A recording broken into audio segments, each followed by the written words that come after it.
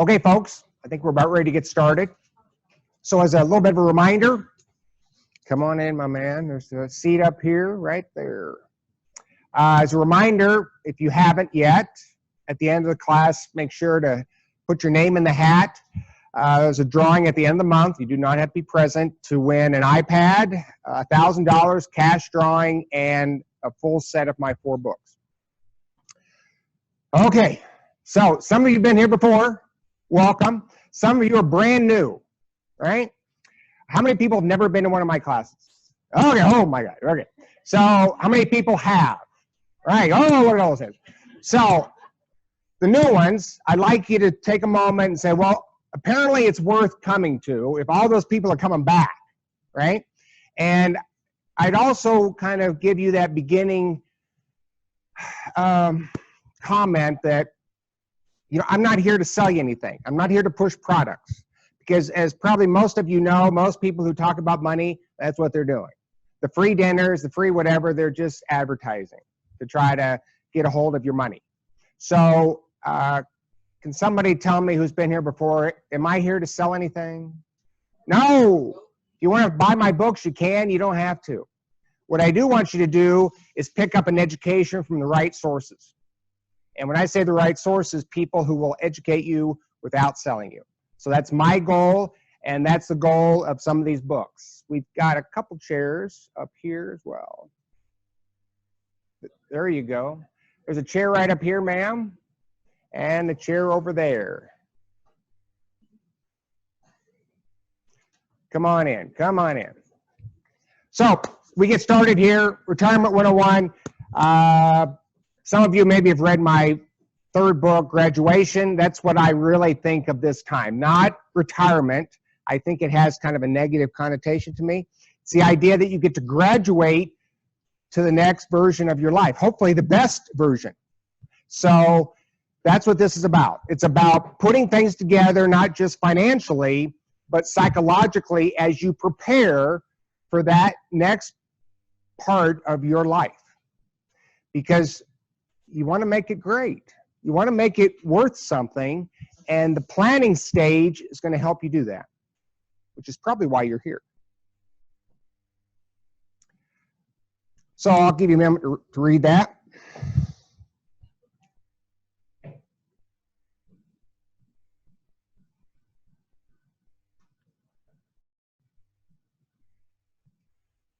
It is the spark. It is the beginning in believing that, you know what? I can do this. I can actually take control of this situation by gathering the knowledge and following it with action. So she's got some copies back there if anybody would like some more copies.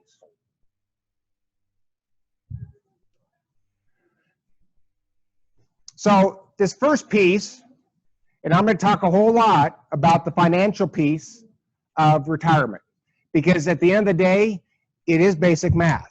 It's math that's going to make the numbers work or not work on your behalf. When those numbers work, you may be ready to retire financially. But there's more to retirement than just money. That psychological piece. So, you know, I'll be the first to admit, I didn't put enough time on that piece as I should have. I retired 10 years ago. And I figured out the financial piece. I figured out how to do it. But I didn't realize that, you know, psychologically, it can be a challenge. Because you do have to kind of reinvent yourself. You do have to start to figure out who it is you're going to be in this second act. So what are you going to do? And who are you going to be? I would challenge you to really be asking yourself those 2 questions. And they can change, by the way, change for me. But through this process, I hope those questions come up with some more clarity for you, some really clear answers as you go through the process.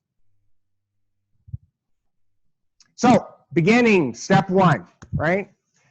Cash in the bank, mutual funds, cash value, life, add up all of your money. Go find it.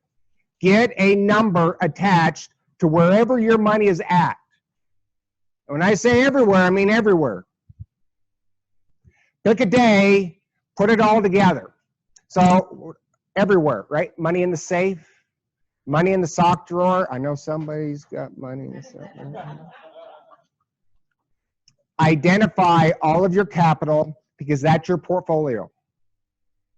We're going to be working with that as you plan and prepare for your future needs. So that includes all those retirement accounts. And if you're not sure, if you got something out there, go look, go find it. Well, you know, there was that. Well, go look, go identify everything so you have a clear understanding of where your money's at. And then, of course, identify what's it in. What is your money in? What kind of account? What kind of investments? And what are those things costing you? How much is your money costing you? Who's making money off you and how much? It's an important question. A lot of people tend to kind of lose track of that, or they don't ask those questions. So I would ask you this, right? When you go to a store, do you just start buying shit without looking at the price? No, you don't. And yet, many people buy investments without asking about the price. So now's the time to really be understanding how much you're being charged with your investments.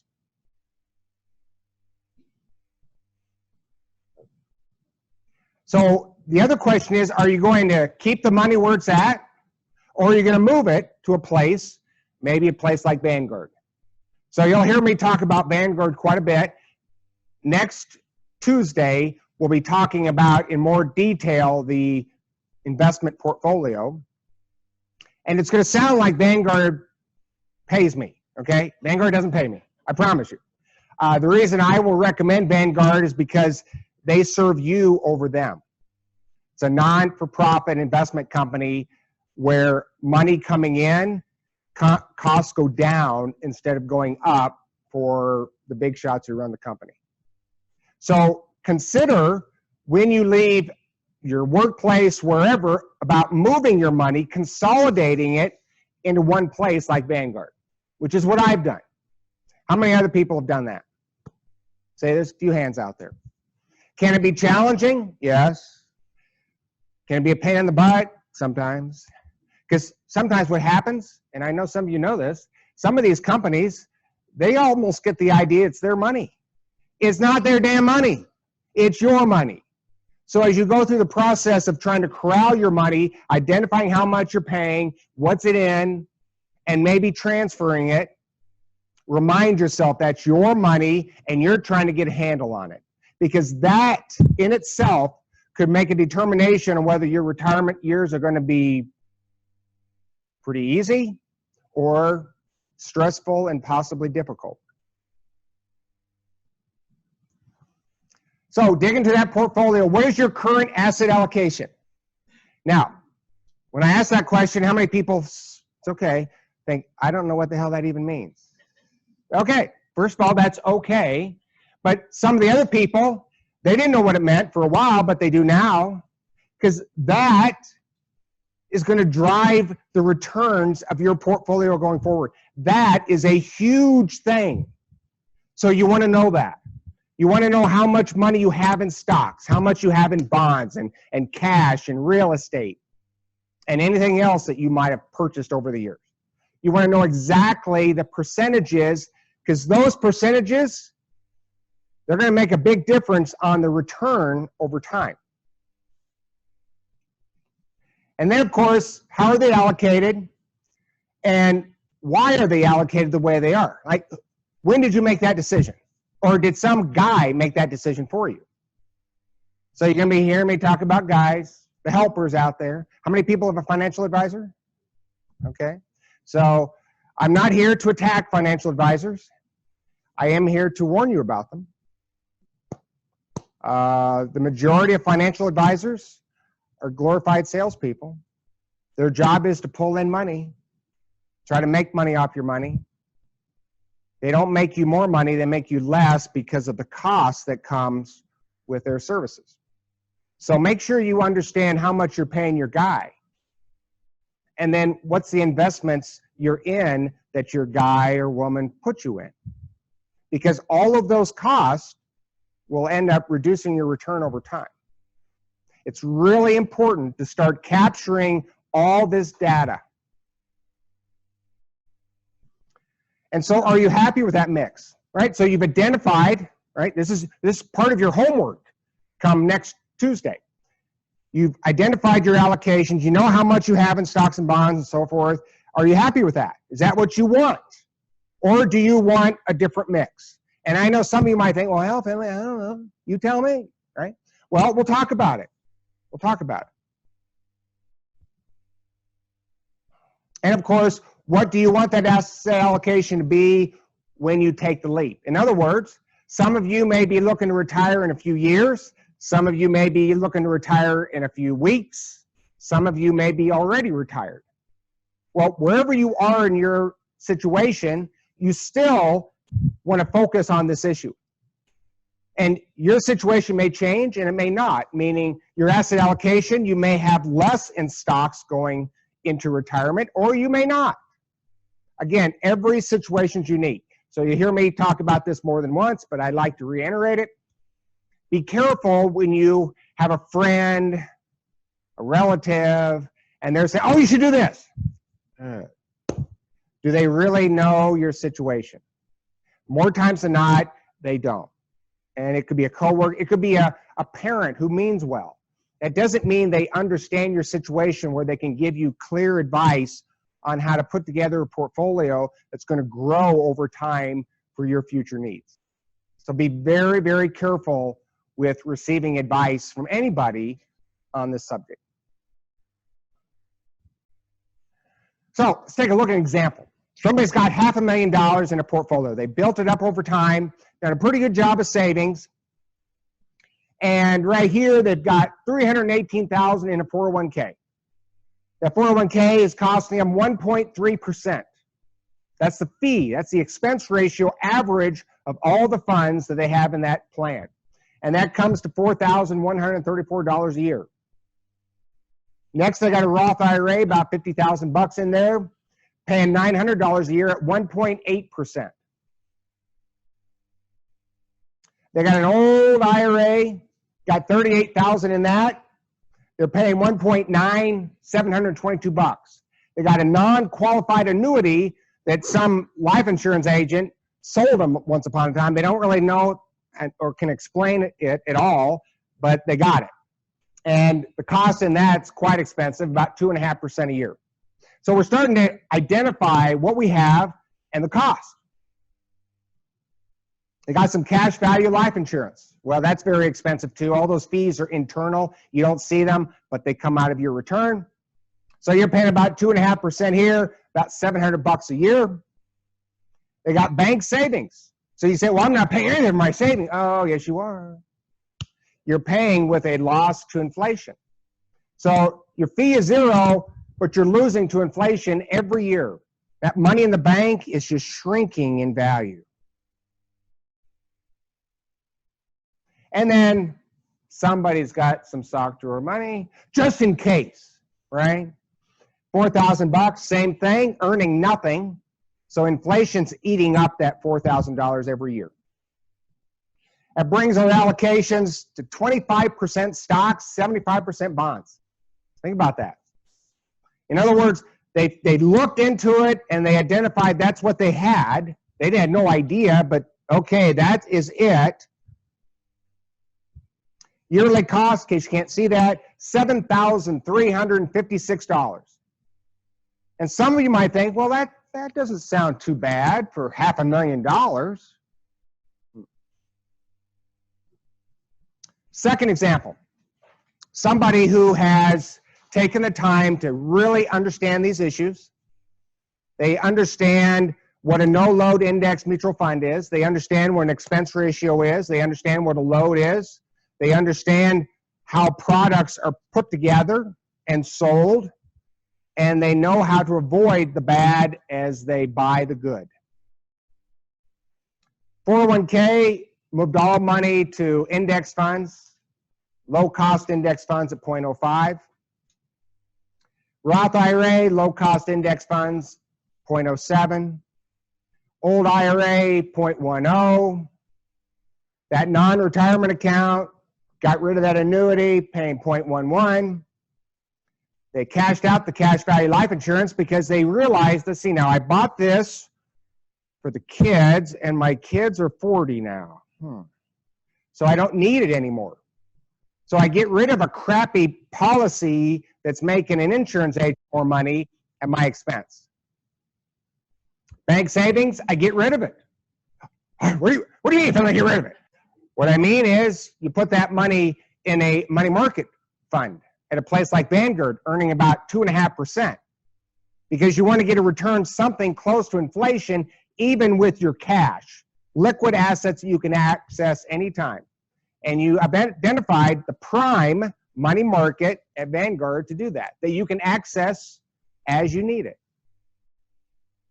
And then you took all that money out of the sock drawer because you're starting to realize that if you're losing to inflation, you're losing. And that might make someone feel good, warm and fuzzy, like, well, just think, yeah. In the meantime, it's shrinking in value. So we're getting all this money working. So now we've changed the allocations to 75% stocks instead of 25%. Because we realize that stocks historically have far surpassed inflation. U.S. stock market has averaged 10.3% over the last 90 years. It's a good number, far beyond the 3-point-something inflation rate. Can't see that cost. I can't see that cost either. Michelle, what is that number? $299. So now we took all that money and now it's charged us $299 a year. We go to the next slide. We go from $73.56 to $299. And that's a savings, of course, of $7,000. Stock allocations went from 25 to 75. Those two changes, you could easily see a difference of 5% a year on average. In other words, we know the historical numbers based on your allocations and the costs that you're incurring with your investments. And so how important is this issue? You know, I'm up here saying it's important. Well, let's take a look at a picture. Right here we have 10 years. We have return after cost over a 10 and 20-year time period. In case you can't see this, the first column is going to be a 3% return at 10 years. Second one is an 8% return because the allocation of stocks. Here's a 3% return to 20 years and an 8% return at 20 years. So the next one, pause and think about that. That was the difference of your allocations and your cost. You went from making $671,000 over 10 years from that $500 original investment to over $1 million. Simply by understanding how to allocate appropriately for your situation and doing it the lowest possible cost. 20 years. Notice here, the 20-year mark didn't even catch the 10-year mark. Think about that for a minute.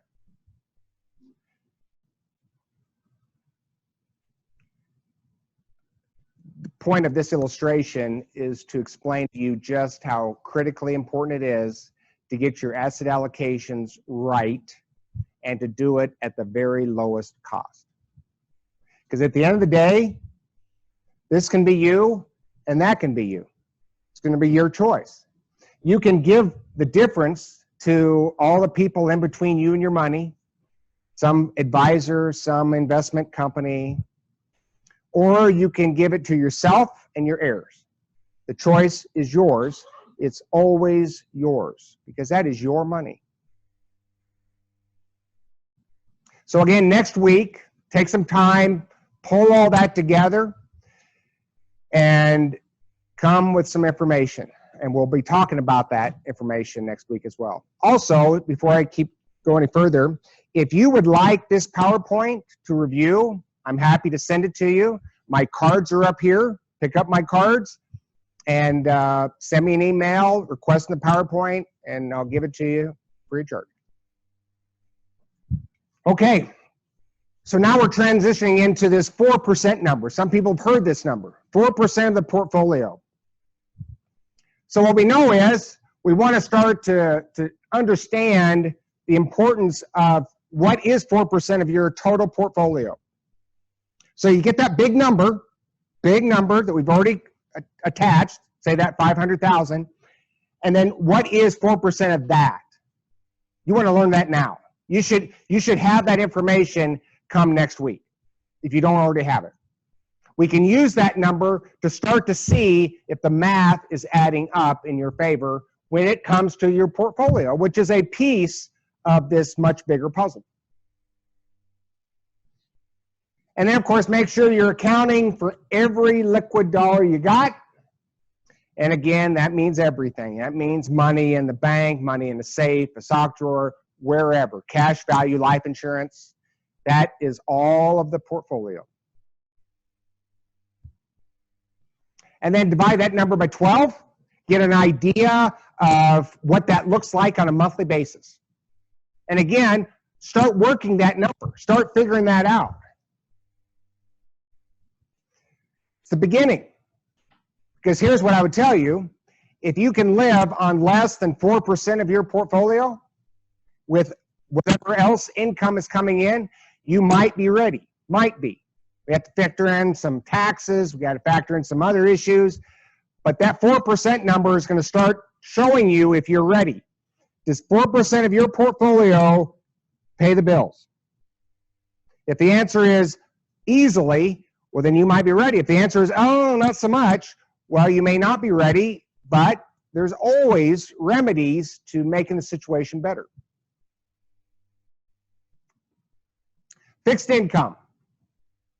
So we talk about fixed income, we're talking about pensions, we're talking about the kind of money that's coming in that you can count on.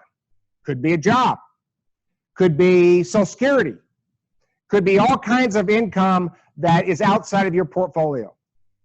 You want to identify that. When are you going to receive it? How much is it going to be? So, by the way, in case you haven't caught this, I'm giving you a big overview of what these 8 weeks are going to look like. So if some of this stuff you're thinking, Finley, slow down. It's an overview, right? What about an immediate annuity? Do you want an immediate annuity? See, guys like me would tell you annuities stink. And they stink because of the high fees that come with them. Pretty much any life insurance product is crap. And it's because the industry has created these products to make a lot of money for the industry. Saying that, an immediate annuity is an exception. Basically, you plunk down a certain amount of money, and then an insurance company promises you to pay that amount either for a period of time or the rest of your life. You pay an upfront fee, and you're done. And that is an option for some people in different circumstances. Certainly something to think about, and we will talk about that further in the weeks ahead. By the way, that TIA traditional annuity, how many people work at UNI? Okay, so UNI offers the TIA traditional annuity. Currently, it's paying 3.75% in the primary, 3% in the supplemental. That primary account, it's locked up. Can't get it right away. It's going to take 10 years to get it out.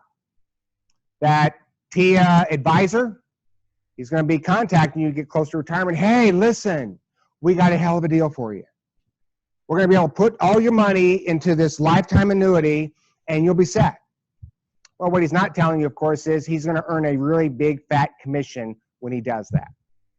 Who's going to pay that commission? Let me think here. Yeah, we know. Also, consider that part-time, full-time work. So, you know, I get to do what I want to do. This is what I enjoy doing. You may want to do a little bit of work. Fine, right? I'm certainly not anti-work. The key is you're doing what you want to do, right? Wouldn't life be grand if we got to go to work because we want to and not because we have to? And if somebody is an asshole at work, you say, adios. I don't need this crap, right? That's the place we'd like to get to, right? Can everybody agree with that? Because otherwise, if we're stuck, we have to be there. It's like, but you keep coming back to work because you got to be there. So part-time work, full-time work in those retirement years, hey, that may be exactly what you would enjoy. And when you stop enjoying it, you go do something else. Monthly and yearly expenses. This is huge. I can't overstate that. This is one of the most important numbers that you're going to come up with. When we say, does the math work? This has got to be something that everything is kind of built around. So what are your current monthly and yearly expenses? You want to know that, and you want to know it as close to the exact number as you can. And I know some of you might think, oh, it sounds like a lot of work. Yeah, it may feel like a lot of work, but it's important. You want to know exactly what that number is on a yearly basis, and that's going to help you start to work on that 4% number from the portfolio. It's going to reduce your stress because you start to see either I am prepared or I'm not quite there yet. You hear a lot of stuff in the media, maybe you should plan for 70% of your expenses in retirement. I'm not that big of a believer in that personally. I would, in most situations, I would recommend that you expect your expenses to be 100% of what they are now. So as you lead into retirement, I wouldn't be projecting that, oh, I'm going to spend, well, you may spend less on some of this, but you're going to spend more on some of that. At the end of the day, you may come in about the same. I would project on your spending being the same. Now, it doesn't mean you can't reduce it, but whatever it is now, I would be projecting on that. So you got to get these numbers down. Some of you have done that. Good for you. If you haven't, do it. Until you get these numbers down, I would tell you everything else just kind of sits out there in Netherland. They cannot connect because you don't have that big number to work from. And when I say all the expenses, all of them, right? You go find out exactly what it's going to take for you to live without a job. Or maybe with a part-time job. So they'll guide you or they'll delay you on the process, right? They'll guide you to getting there, or they'll delay you saying, not quite there. But they're going to give you the confidence in knowing where you need to be.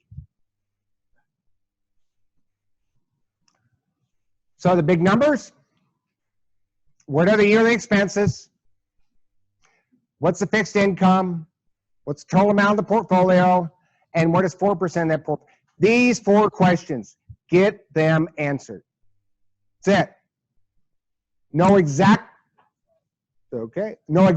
what they are. And if you have these, good for you. You're multiple steps ahead of a lot of people. But you got to get these. And if you're having trouble getting them, work at it. I'll help you. But get these numbers down. This is the math.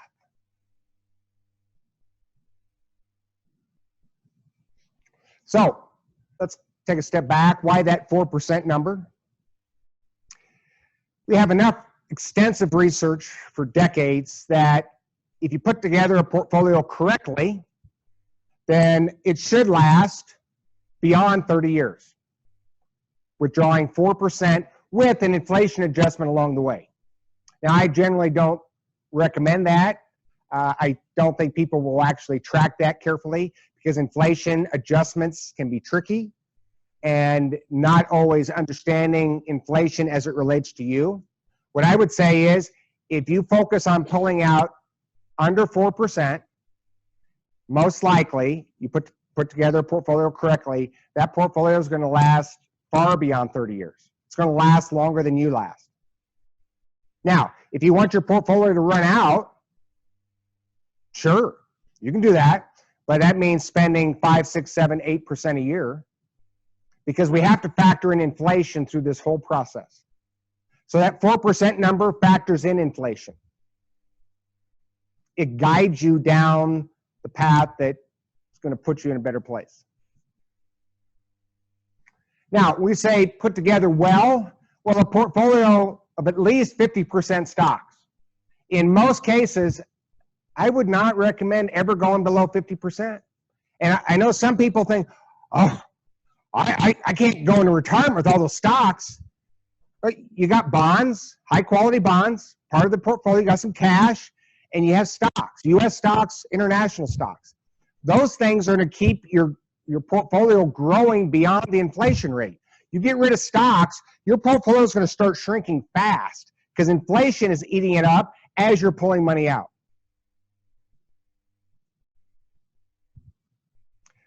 This is soft science. So what do I mean by that?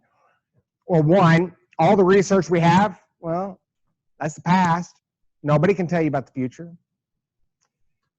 Part of this whole asset allocation, getting your cost, some of it is a little bit of an art form. You got to work it. You got to work it to your situation. It's not perfect, but you can work it in a way where, okay, this works for me. I can do this in a way where I'm comfortable pulling money out and still that portfolio grows or sustains itself as I age. It's doable. You can go through a nest egg calculator. We'll do a little bit of that later. So a nest egg calculator. You go on there and you put in your size of your portfolio. You put in how much you have in stocks and bonds, and then hit a button for the amount of years, and it's going to tell you the chances of your portfolio lasting or not lasting a certain amount of years. Be careful though. Has anybody used a nest egg calculator before? Okay, you have. The problem with them, they generally never account for fees. So be careful, right? They're telling you on historical returns of stock markets, bond markets, cash. They're not telling you about the fees of a portfolio that shrinks those returns. But nonetheless, a nest egg calculator is certainly something to think about. You can go to Vanguard, type in nest egg calculator into the search engine, and it'll pop up for you. And you can do a little research right there. And again, we'll talk about that more in the coming weeks. I have no issue with AARP. Sure. Do they have nest egg calculator there? Yeah. And again, most of them are universal, so there isn't some perfect nest egg calculator. They're generally using the same kind of research. Again, keep reminding yourself fees are not accounted for. So all those returns are going to be either a little bit less because you've squeezed out most of the fees, or a lot less if you haven't squeezed out fees. Yes, sir. 4% rule does not figure the value of your house, right? Yes, sir. Liquid assets. So the home is your hard asset. Now that may be a liquid asset if you sell it one day, but then what? Are you going to buy another home? Are you going to rent? What are you going to do? But we're talking simply liquid assets. Yeah. But certainly, and we'll talk about this in coming weeks, a home is an asset, and it is something that you can tap into in different ways as you age. So it's certainly something that is part of the portfolio. It's just out here instead of inside that liquid assets. Okay, big numbers that do work, right? Somebody's got yearly expenses of $44,000. Maybe it's an individual, maybe it's a couple. That's how much they need to pay the bills in a given year. They've got $24,000 in fixed income. Could be a job, could be Social Security, a pension, could be whatever. So that means they need $20,000 to pay the bills. So in their situation, they have an $800,000 portfolio. 4% of that number is $32,000. Good part of that portfolio is pre-tax, so they're paying taxes out of that. But that number is above that number. So they can quite possibly retire right now. Financially, they could pull that off. They're pulling out less than 4% of their portfolio. Now, based on their age, there's some factors there. You're retiring in your 40s, 50s, 60s. There's different factors on looking at that 4% number. Some people would tell you, you better go to 3% if you're going to retire before 50. I'm not sure I'm in that camp, but something to think about. But in this case, they have run the numbers and they're in their favor. They might be ready to retire. Because they've not only identified the 4% number of the portfolio, they've also considered taxes, i.e. 10% withholding for federal and 5% for state. It's a good general rule in retirement. Numbers that don't work. Somebody's got $60,000 of expenses. Same $24,000 fixed income. Now they need $36,000. Same portfolio, but they need more. Numbers don't work. Now they're going to end up pulling maybe 4.5%, 5.5% of it. It's not a good idea. That portfolio is going to start eating itself because you're pulling out too much that is going to affect its future growth. So that's why these numbers are so important. It's why your numbers are going to tell you where you are in relation to being ready for retirement. Does that fixed income include pensions and Social Security? Yes, sir. So when you're talking about fixed income, something that's coming in every month, just like it's like a job.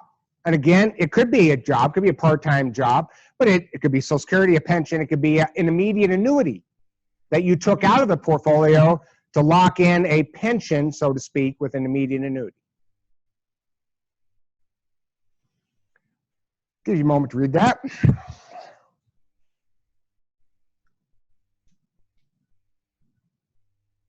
You know, it's such a simple statement. That's why I like it so much. This is planning. You know, this is one of the biggest decisions any one of us will make in our lifetime. It was one of the biggest decisions I ever made and one of the best ones. We want to do as much planning and preparation leading into it as we can, so we reduce the stress and we increase the chances of a prosperous and happy retirement. So let's say somebody's not prepared. And you know what? That's okay. You wouldn't be the first one. What do? Well, you cut back on expenses, right? So if somebody, and I've come across people like, well, so you need to cut, well, I don't think I want to. Okay, well then don't retire. You know, life's pretty simple. If retirement's important enough to you, you'll make these kind of changes. If it's not, well then you won't, and that's okay. You can work till 90 for all I care. I don't know. That's your life, right? But if retirement is really important, then we start looking at ways to get us there faster.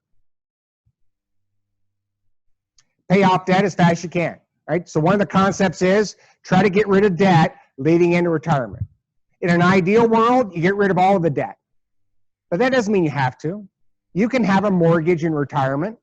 I generally recommend not having a lot of other debt in retirement, but you can pull off a mortgage. Doesn't mean you have to.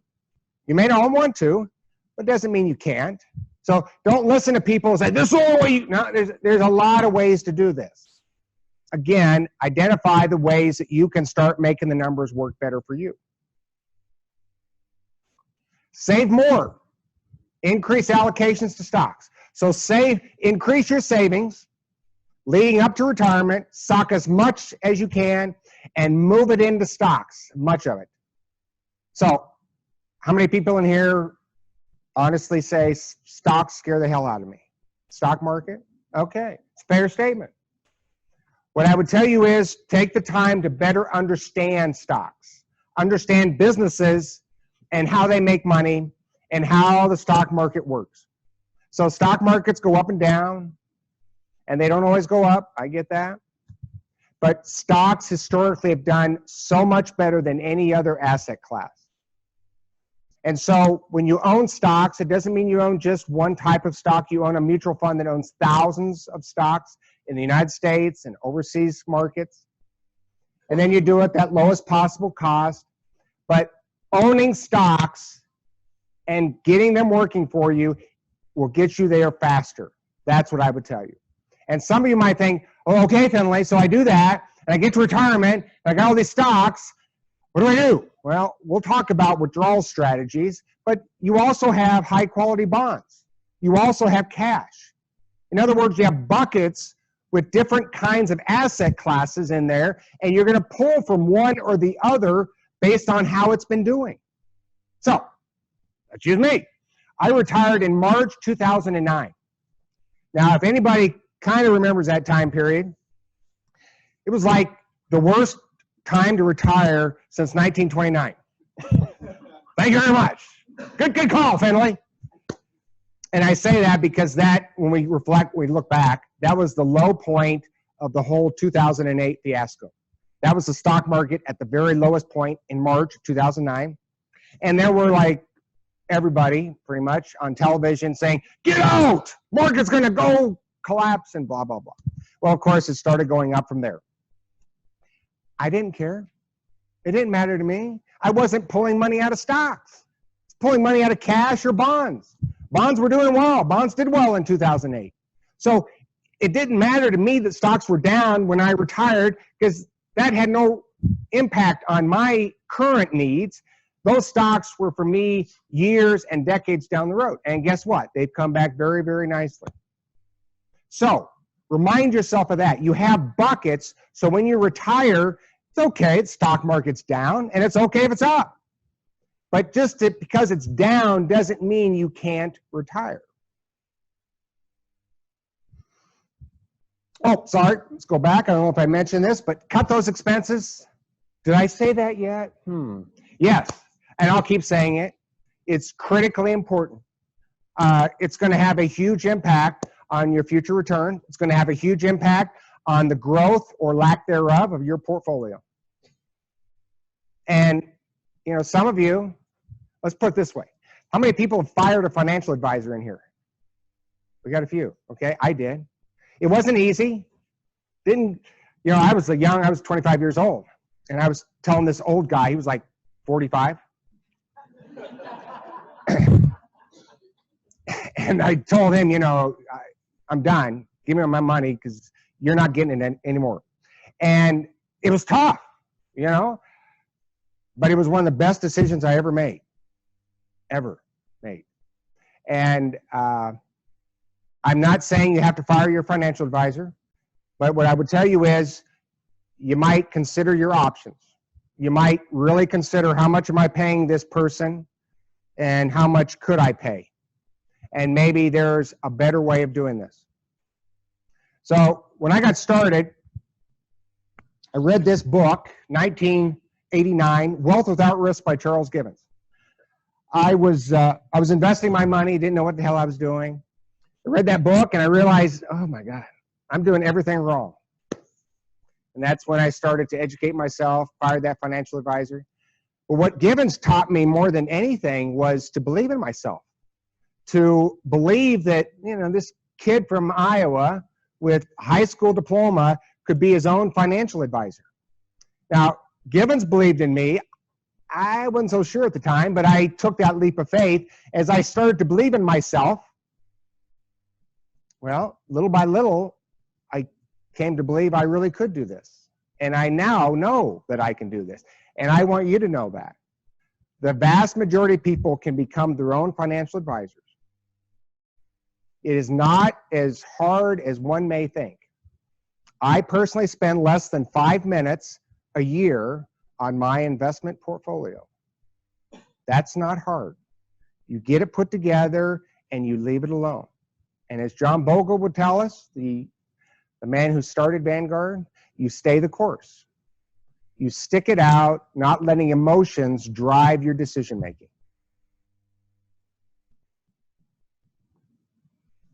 So becoming that great saver. Well, it's pretty easy. You cut expenses so you're saving at least 20% of your income. 20%, which you can do, you know. And again, I come across people, oh, that sounds hard. Okay, then keep working. You know, again, if you're motivated, if retirement is really important to you, or, you know, if you're younger, financial freedom at a younger, well, then that's what you do. And if it's not that important, well, then I guess you won't. Okay, right? Choices. We all have choices. And then take those savings, pay down high debt, invest wisely in index funds. So when you're paying down debt versus index funds, right? Which one do you do first? Well, we'll talk about that. But basically, it's a thing called opportunity cost. Where is money going to work most efficiently for you? Is it going to be paying off this debt at 8%? Probably. Or toward index funds that may earn 8 to 10% a year. Varies on stock index funds. Or do you pay down debt at, say, 2 or 3%? Well, maybe not. Maybe you keep paying minimum payments on that debt because you're going to earn more in your index funds. So you weigh where every dollar is going. You consider that with your own particular situation because you have the numbers in front of you. You know what that debt is costing you. And you know the potential of a low-cost stock index fund that's invested in U.S. international stocks. And again, it's the why. You answer the why, you'll get there. You know, if the why is important enough to you, and for me, it was financial freedom. The freedom to do what I want to do, live life on my terms. I'd like that for any one of you, that you get to live the life that you want to live instead of the life that somebody else wanted you to live. You can do that. It takes a little bit of courage, some guts, some tenacity, but you can do that. How to become that great investor? Invest in broad market index funds. So what's broad market? Well, the Vanguard Total Stock Market Index Fund owns the entire U.S. economy. That is a broad market. The Total International Stock Index Fund at Vanguard owns the outside of the U.S. economy. Developed markets like China, Germany and Canada and France and all these large developed countries, and then emerging countries like China and Brazil and India. You get to own the world at a very, very low cost thanks to the way John Bogle built Vanguard. You can consider target date funds. So Vanguard has some very inexpensive target date funds that have a combination of index funds in them. In other words, the Vanguard index funds have the U.S. stock market index in there, international stock in there, total bond market in there from the U.S., total bond market from the international piece in there, all of them into one fund. So it does it for you. So for some people, a target date fund that owns index funds can be the right choice. When I say target date fund, it could be called a life cycle fund. So the life cycle funds at UNI, very good options. Does anybody own a life cycle fund at UNI? Can anybody tell me what the life cycle funds cost at UNI? They cost 10 basis points, 0.10. Yes. So you UNI folks, why do I know more about your plan than you do? Think about it. Transfer your money, right? At retirement, either you keep it there because you're happy with where it's located, or you transfer those funds to a place, again, like Vanguard, so you consolidate and then you pull money out in a way that is easy and simple. So in other words, you could set up automatic withdrawals in retirement where money is coming to your checking account just like a paycheck used to be. In other words, you're home, getting paid, and not working. That's the way to do it. And this is a tough one for some people. Keep a good portion of stocks in your portfolio long into retirement. Use myself as an example. I've always been an 80-20 guy. 80% stocks, 20% bonds. I rebalance at 90% stocks. Been that way for most of my adult life, once I became a little educated. Well, I retired at 45, and I thought, you know, Finley, maybe I should do less, maybe 70% stocks. I couldn't do it. I tried. I thought about it. I couldn't do it. You see, I realize that the volatility of markets isn't nearly as bad as the effect of inflation on my portfolio. So I'm still an 80-20 guy. I'm 55 years old. I'll probably still be an 80-20 guy when I'm 65. Maybe when I hit 95, I might reduce it a little bit, but we'll see. The point is, don't necessarily look at your age and think, oh, I should do this because I'm this age. Well, no. You've got to understand many variables, and age is only one of them. Might want to listen to this guy.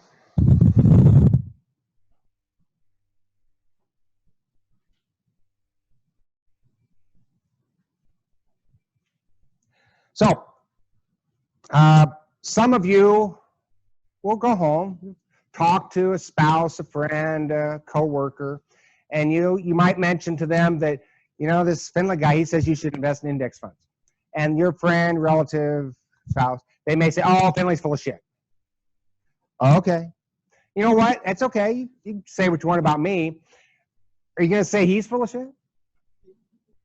Are you going to take the advice of a spouse or some local yokel financial advisor or life insurance agent or some coworker at work over his advice?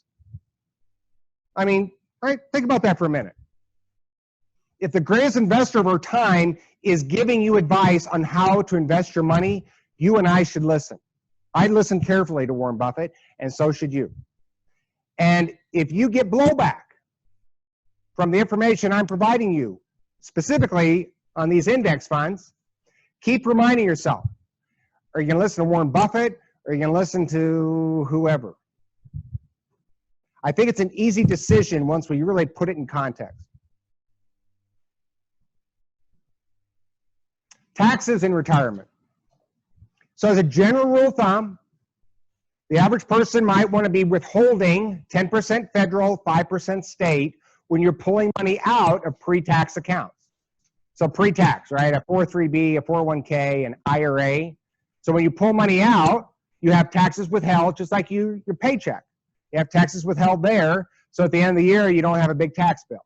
So taxes withheld in those general numbers should help most people be about right when it comes to doing the taxes.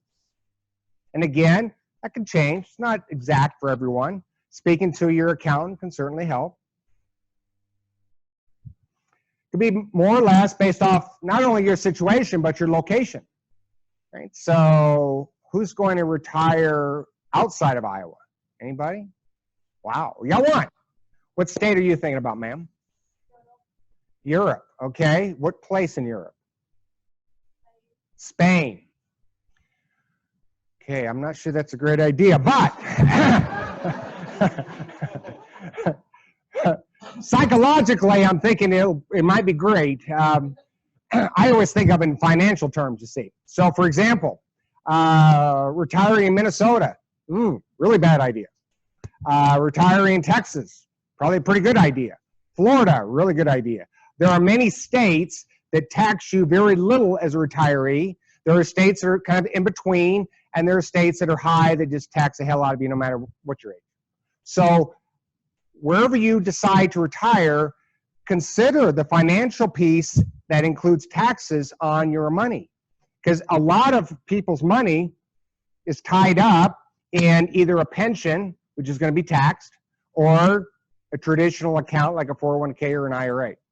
So the good news is, state of Iowa, not too bad. Kind of in that middle zone. They don't tax your Social Security, which is great. They give you an exemption on pulling money out of retirement accounts, $6,000 for individuals and $12,000 for a couple. So there's some pluses, there's some minuses to income tax rates kind of high, but for the most part, Iowa is a little bit better than average, is what I would tell you. But know your state, because that's going to have a big impact too on your tax situation. Knowing how much to withhold, again, is about knowing your particular situation and or the spouse and where you live. And again, if you need some help, speak to an accountant. Get some guidance there, because taxes, I got bad news for you. Taxes can be a pain in the butt when you're working. They become even a bigger issue when you're retired. The taxability of your Social Security benefits, that thing called an RMD, required minimum distribution, where you have to pull money out at 70.5 because the government says they want their tax money. There's a lot of variables. And what does have an RMD and what does not? And how do you work it so you pay less tax so your portfolio continues to grow over time? Those are things we'll be talking about in the coming weeks.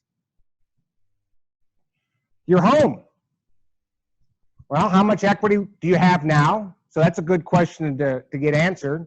How much equity do you have in your home right now? How much will you have at retirement, right? Try to understand that. Are you going to stay? Are you going to sell it? What are you going to do at retirement? And is a reverse mortgage an option?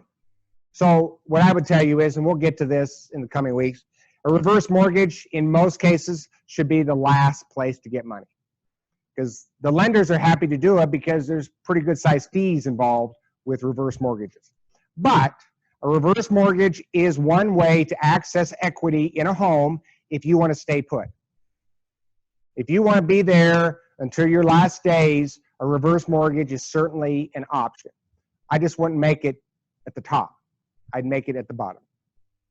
So considering your home situation when you retire, that's going to be a big decision, because if you do sell it, got all this liquid assets, goes into the portfolio, you're going to use it for buying another home, you're going to pay, just put something down, you're going to pay the whole thing, or you're going to rent. You might rent. Rent could be a good option. Buying may not be the best option in people's situations. Your debt, how much do you have now, right? What's the interest rate on that debt?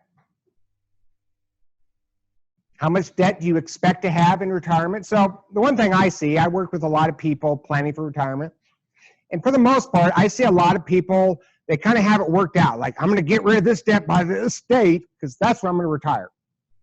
And I don't think that's a bad idea. But be thinking about paying debt off early versus what that money could be doing in an investment account. So again, if you're paying extra on a debt and it's at, say, 1.99%, I would really rather see you invest that money wisely in stock index funds, earning maybe 7, 8, 9, 10%. So we always have to weigh those things. It feels good to get rid of debt, and I'm not saying getting rid of debt's a bad thing, but we always want to be thinking about the big picture as we make these decisions along the way. And again, so you retire, right? And let's say you got $30,000 left on the home, and you're thinking, man, do I pull that money out of the portfolio and just pay it off, or do I just keep making payments until it gets paid off years down the road? Well, you have to decide that yourself. Here's what I would tell you. For a lot of people, it's going to feel good to pull money out, pay it off. I get that. But it may not be the best financial decision, because you pull that money out, of course, you're going to pay tax on it. And then it's not an investment portfolio now, growing at whatever rate. It's now paid off this home at whatever rate that was. So you weigh these decisions along the way. And again, this is a reminder that we have to be careful with people talking in our ear. Oh, you should do this. You should do that. Do they really know your situation? And are they really giving you the best advice? So again, be careful with who you're receiving information from. Because that opportunity cost, so very important. Money here is not there. You want to make sure that that money is in the right place, working for you most efficiently. Social Security. How many benefits do you have? How many benefits does the spouse have? Yes, you could have 2, 3, 4 benefits. It's possible based on your particular circumstances. What is the right strategy? You should have a Social Security strategy. I ask people that question. What is your strategy? They look at me like, oh, I'm going to take it. Well, that's not a strategy. Okay? Not a strategy. So we want to have a strategy, and we want to have if we have a spouse, we should be talking with that spouse. We shouldn't have one person saying, I'm taking it now, and the other one's like, what are you doing? No, right? You're a team, hopefully, and you have a strategy on why you're taking Social Security at whatever age you're taking it, as it relates to the rest of your money. We have a whole week where we'll be talking just Social Security. How long will you live? How about the spouse, right? Somebody's always pipes up, well, I could die tomorrow. Okay, then your problems are over.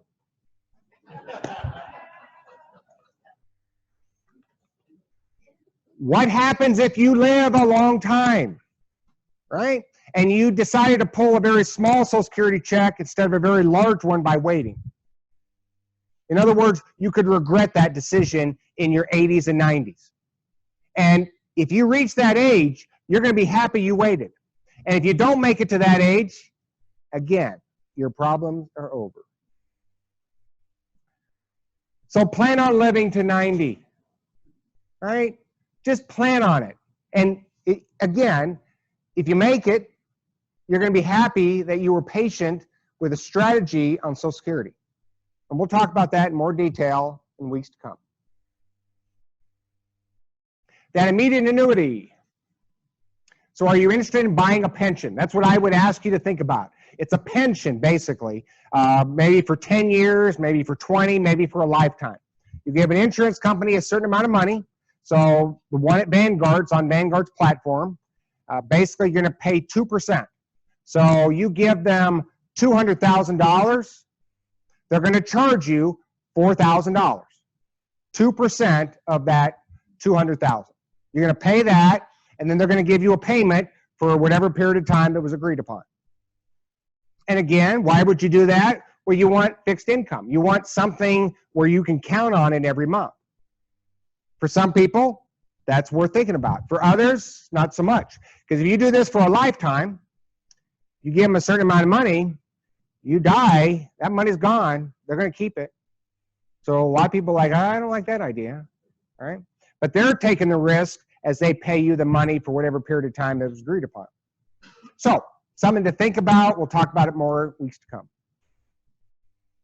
What's your time period, right? Do you pick a long time period like the lifetime? Do you pick a certain amount of years? Personally, when it comes to immediate annuities, I like periods of time. So here's one example why someone might consider taking a piece of a portfolio and annuitizing it. You're 60, you want to retire. You do a 10-year immediate annuity, or you do a 10-year traditional annuity out of the UNI plan. You take 60 to 70, and then the immediate annuity is done. It paid out over that time period, and then at 70, you start taking your Social Security benefit, which had grown by 76% from age 62 to 70. In other words, that was a strategy. So that's an option that one could consider on how to build in fixed income with this portfolio that's going to be over there feeding you as well. And again, opportunity costs, risk, fear, all these things are going to factor in. So when you go through this process of considering one option or another, if nothing else, I want you to know that there's a lot of risk out there, and you're going to have to consider this risk over that risk. And here's the bad news. There is no risk-free investment. It does not exist. You hear people call anything a risk, that's not true. Everything has a risk attached to it. They may be different types of risks, but they're there. Just make sure you evaluate these options as an informed person. You understand as best you can what you're evaluating. Health insurance. This is a scary one. I bet if I asked you, most of you, yeah, family, trying to figure this shit out. So, well, you have a gap, right? So the gap, of course, if you want to retire at 61, you're looking like, yeah, I'm in pretty good shape at 61, but how in the hell am I going to cover health insurance from 61 to 65? Because I may have COBRA. COBRA's only going to cover me 18 months. How do you fill that gap? It's not going to be easy. What I would tell you is that before Medicare kicks in, you know what? It's going to change. It's changing as we speak. It's a mess, and it's going to be modified in some ways, and who knows how. What I would tell you is we need to be nimble. We need to be flexible as we consider our health care costs and what we're going to pay. But I would say to you, it's better to identify different options before you just say, oh, I can't retire. I can't. Well, no, maybe you can. You may have to pay more healthcare costs when you retire, and you may have to cut somewhere so it still fits into that budget. And again, we'll talk about Medicare. We have a whole week on Medicare talking about what it covers, what it doesn't, when you should file, what you should file for, all the particulars. Long-term care, what is it? Well, basically it's going to take care of you. The idea sounds great. I'm going to pay this insurance company. Then when I get old and I can't take care of myself, they're going to cover the bills. Insurance companies create products to make money for insurance companies. Let's get that straight, right? And so long-term care could be an option that you would select. We'll talk about that. But it could be an option that you don't want to select based on, again, your individual circumstances. So do you need it? The answer is maybe. Can you afford it? Maybe. Are you self-insured? Hopefully the answer is yes. Self-insured, you have enough money to take care of yourself for the rest of your life. You don't need long-term care. You can cover time in a care facility. And some people would scare you. Oh my God, what happens if you're in there 12 years? Well, okay, it's possible, but the average stay in a care facility is under 4 years. So again, you look at these numbers, you run the numbers, and by the way, the insurance companies, they run the numbers, they know exactly what they are, and they know exactly their profit that's built into every product they make. Life insurance, do you need it? I would tell you most retirees do not need life insurance because you could be self-insured. And again, I run across a lot of people. I ask, why do you have that? Well, my kids. How old are your kids? 50. Yeah, right? So if you don't need life insurance anymore, you get rid of it. Now, you take the time to make sure you understand that you're self-insured, if that's the case, meaning the spouse who survives you, they're quite capable of taking care of themselves without life insurance proceeds. The portfolio is the life insurance proceed. If you do need it, there's ways to get it. If you don't need it, you get rid of it and you get that money working. Either you take those premiums and you put it towards something better. If you have cash value in a crappy whole life policy, you take that money, get it working someplace better. In other words, you look at your situation and you decide very carefully on whether or not that's worth owning. And by the way, don't go to a life insurance agent to ask him. I think we know the answer. Estate planning. So do you always make sure that will's updated? We'll talk about this a little bit. Do you need a trust? Some people might. A lot of people don't. Again, a blanket statement saying everybody needs a trust. Well, no, everybody doesn't need a trust. Some people may want to have a trust for certain circumstances. Others, they don't think they need one. So we'll talk about that in detail. Do you have a death file? So a death file, one file where your loved ones can go to identify everything that relates to your financial life, right? Your will's in there, passwords, where your money's at, all the particulars, so they don't have to go searching. Life is going to be hard enough with a death. Don't make it harder when your financials are all over the place. And so that's another value to having your money in one location. Again, in my case, Vanguard. That's it. That's where you go. My money's there. Don't go looking anywhere else because it's right there. Other than checking account at the bank, that's where it's at. And of course, discuss these matters with loved ones. So sometimes people, say, oh, you're covered, you're covered. Okay, what the hell does that mean? Right? If we don't have a discussion of what to do with money, if it drops in your lap, it's very easy to fritter it away. Or to run to someone for help, and that someone isn't going to help you nearly as much as they're going to help themselves. So it's important to have those conversations with our loved ones. Some resources. So What Colors the Sky is a book, my book on investing, understanding the whole industry, understanding your role in it and how you can do it better. Graduations, my book on retirement. It's basically this course and extra. It's the idea of understanding how to go through this process in the most efficient way possible. I would encourage you to read those books as you're taking this course. It will help you better understand the material. These other books, very good books. Jane Bryant Quinn, and they're up here. Take a look at them after class if you like. And then Solon and that book, Get What's Yours. That's a book on Social Security. It's great. Best Social Security book I've ever read. It gives you details that you're not going to get elsewhere. It's not the easiest book to read, but it will educate you in ways that you never even imagined. So now's the time to start learning, adding to your toolbox as you take this course. So this is going to play out over 8 weeks, and some weeks are going to feel pretty easy. Some weeks might be challenging. Keep building to what you have. You keep adding, just like some of the people who've come back, right? This second round is going to be easier because you're piecing things together in your head as it goes together in your portfolio.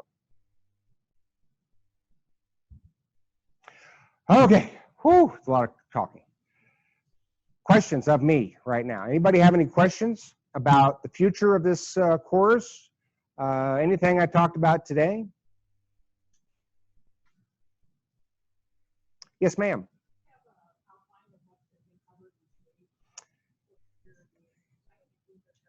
Yeah, you bet. So you go to my website, thecrazymanofthePinkWig.com.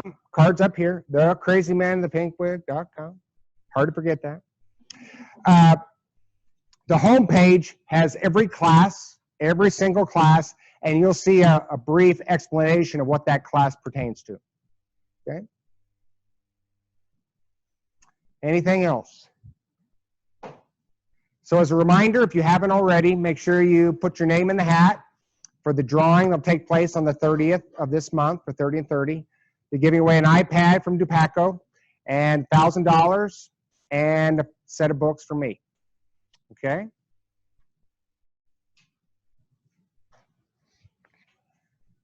Go ahead. So identify the answers, right? And by the way, there's no grade. The grade is how you do in the rest of your life. That's your grade. So my recommendation to you is put in the work, and you're paying yourself by doing it. Hey, bring any questions you have. Pick up my card today during the week. If you have questions, concerns from your research, shoot them to me. I'll respond back. We'll have email conversations. I will help you try to clarify your situation as best we can. And then next week is the week on investing. So I'll put together and help you see how to put together the ideal portfolio that fits your needs and how to make it create enough growth that it's going to last longer than you do. And then again, just start reading. Pick a book, but start reading. Add to that. I don't think I'm overstating by saying, this is a big deal. I mean, it's one of the biggest things you're ever going to do in your life. So take this time. I always say, engross yourself in this. For these 8 weeks, you got 2 months. Put as much effort and time into it as possible so you understand as much as you can about your situation and how to improve it. And how to get it in a place so it's on autopilot going forward. Because you can do that. Yes, ma'am. You said one of the weeks you're going to talk about retired or Social Security. Yes, ma'am. Can I ask a question now? Sure. Now, you said wait to draw when you're 70, so you get a bigger Social Security. I think, why not draw when you can? You might die next week. I know, but you said you might live 5 years and be drawing on that. Why wait till you're 70? Right. See what I'm saying? I do see what you're saying. Okay, I didn't word it right, but you understand what I'm saying. I do. And a lot of people have those thoughts. And what I would ask you to do is take time to understand this subject as best you can before making that decision. Okay? It's okay. It's okay to have those different thoughts. I'm the guy who generally tries to get you to think differently. So let's see how much progress we can make over these coming weeks. It's okay. And again, I want what's best for you, by the way. Right? I do. I'm here. I'm on your side. And it's okay that we may have a disagreement on some issue. It's okay. But I want what's best for you. You want what's best for you. Let's try to figure that out so we do what's best for you. Yes, ma'am. Comparing the asset allocation and how to figure out what it is. I had a couple of different mutual funds, and now each gives you a graph that says this percent next. Is there a place to go where you can plug in what funds you have and it will reveal all of that? Yeah. Yeah. That would be ideal. And so if all of your money was at Vanguard, then yes, it'd be one chart and it would tell you exactly how everything is broken down to the nth degree. It can be challenging. So for instance, if you have a balanced fund, a fund that owns stocks and bonds, you want to get in there and see how the portfolio is put together. It may say 68% is in stocks and 32% is in bonds. Well, okay, what is 68% of that total amount? And you put that amount over in stocks. Put the other 32% amount in bonds. And then you just start working that. This fund is all bonds. Okay, all that amount's in bonds. Oh, this fund is partially in cash and bonds. Okay, you break that up. Oh, this fund is all stocks. Then you break that up. And it can be challenging, but take the time to do it. It's worth your time. Okay. Final thoughts? Knowing your numbers, it reduces your fear. Any nervous Nellies out there? Okay, so to become less of a nervous Nelly, you can reduce those fears by understanding how the numbers work, in your favor or not. Having a plan will increase confidence. Working that plan puts you in control. And financial freedom, it can follow. It can be there. It's like a light, and the more you work it, the brighter that light becomes. I know that. I've lived it, and I've watched other people live it. There is a path, and my goal is to show you that path over these next 8 weeks.